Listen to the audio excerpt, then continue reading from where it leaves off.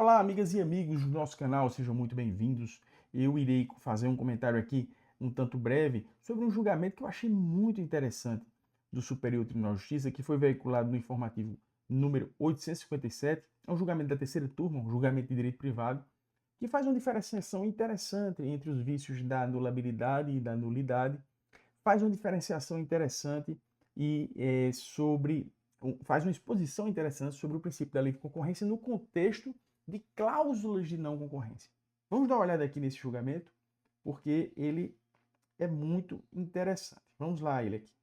A cláusula de não concorrência ilimitada no tempo é anulável. Pessoal, veja só, o que é uma cláusula de não concorrência? Eu vou dar dois exemplos. Eu vou dar o exemplo dos autos e eu vou dar um exemplo com o qual eu tive contato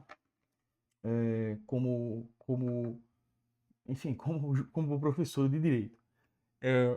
O exemplo dos autos foi o seguinte: a cláusula de não concorrência foi inserida num negócio jurídico de dissolução contratual. Dois sócios na cidade de Florianópolis, que é na ilha de Florianópolis, na parte da ilha, né, tinham uma loja de confecção de roupas. E esses sócios, num determinado momento, eles apartaram a sociedade no seguinte sentido: a moda infantil, roupas até 12 anos, 14 anos, se não me engano, ficavam com o sócio A. E a moda adulto, roupas para adulto, ficariam com o sócio B. Inclusive, essas lojas eram uma em frente à outra. Ficou uma moda infanto-juvenil e uma moda adulto. E aí eles fizeram um contrato de distrato. Eles tinham a sociedade, as lojas foram fundadas dos dois, de propriedade dos dois. Mas em determinado momento, também não vem ao caso, saber por que eles dividiram, separar a sociedade, um ficou com uma loja e outro ficou com a outra. E aí eles fizeram uma cláusula de não concorrência recíproca para que, dentro da ilha de Florianópolis, nenhum dos dois pudesse começar uma loja. Nem o cara que ficou com a moda adulto pudesse abrir uma loja infanto-juvenil, nem o cara que ficou com a parte infanto-juvenil pudesse abrir uma loja de roupas de adulto. Foi essa a cláusula de não concorrência, né? Só que o que foi que aconteceu? Essa cláusula foi colocada no contrato de modo ilimitado no tempo, indeterminado, para a vida toda.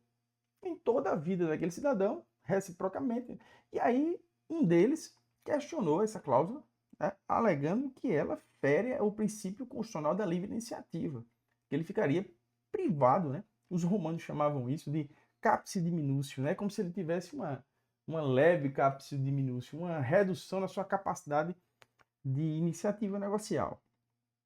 E aí é aquele velho conflito, né? Liberdade contratual, né? E limites e tal. Ah, mas ele fez a cláusula contratual porque ele quis e tal. Então, entra essa velha discussão, mas o STJ decidiu que uma cláusula de não concorrência ilimitada no tempo, ela é absolutamente, podia-se dizer assim, anulável, porque ela fere, ela fere a livre iniciativa. É interessante, né? O segundo exemplo que eu vou dar é um exemplo de shopping centers, que eles fazem cláusulas de não concorrência. Imagine que numa avenida de uma cidade existe um shopping center e lá no final dessa mesma avenida exista outro. Então, se você abre uma loja aqui, você faz um contrato para abrir uma loja neste shopping, é comum que os shoppings façam uma cláusula de raio. Digam assim, olha, num raio de tantos quilômetros, você não pode abrir outra loja para fazer concorrência a essa loja que você abriu no meu shopping. Para que as pessoas prefiram ou tenham que vir aqui, né? Esse é um outro exemplo de cláusula de não concorrência, ou cláusula, essa de raio, também chamam de raio, né? Mas aqui, o caso dos autos foi esse caso desses sócios que desfizeram a sociedade e fizeram essa cláusula de não concorrência ilimitada no tempo, né?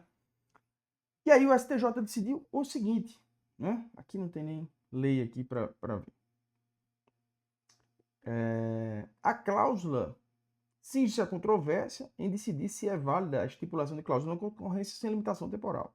A cláusula de não concorrência estabelece a vedação de que um dos contratantes comercialize bens ou serviços semelhantes àqueles comercializados pelo outro, naquele sistema que eu disse, né?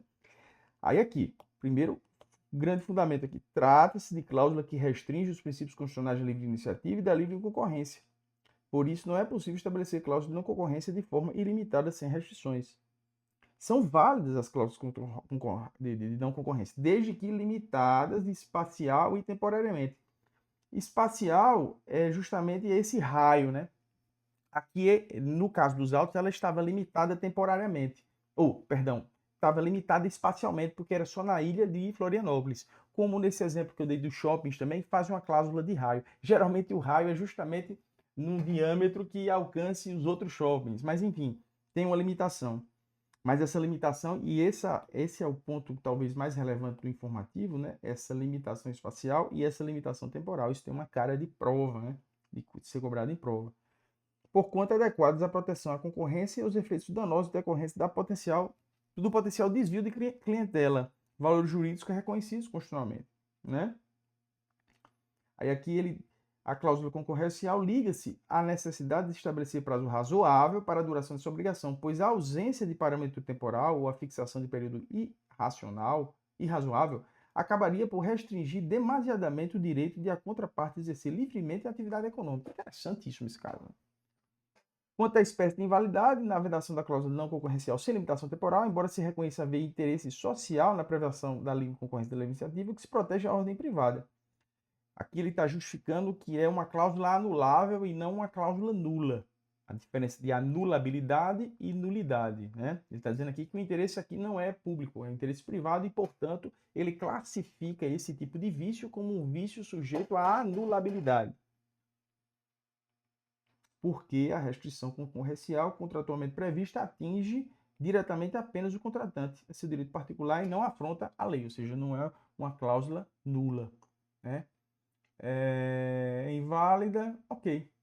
E aí, sendo anulável, a ausência de estipulação é sanável e pode ser confirmada pelas partes, salvo direito de terceiro, não tem efeitos antes de ser julgada em sentença, não pode ser reconhecida de ofício, deve ser alegada pelos interessados, decai passado o prazo legal e sujeita a decadência, porque é um vício de anulabilidade.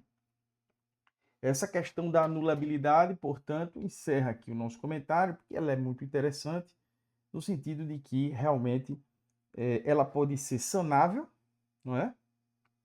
Ela pode ser corrigível por acordo entre as partes, salvo se feriu um direito de terceiro, não é?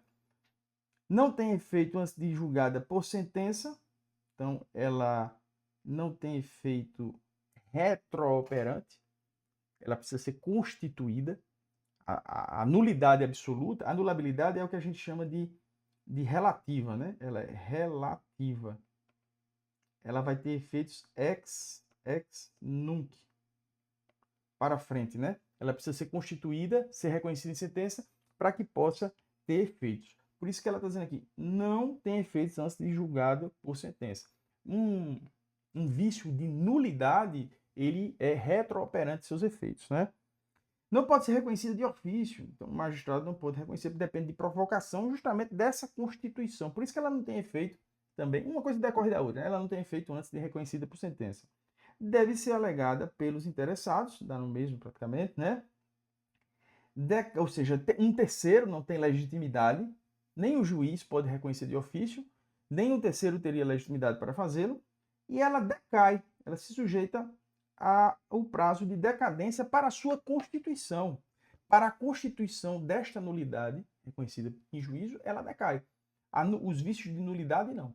Tá? Então, aqui também uma coisa legal da gente separar e relembrar desses conceitos aqui de nulidade e anulabilidade.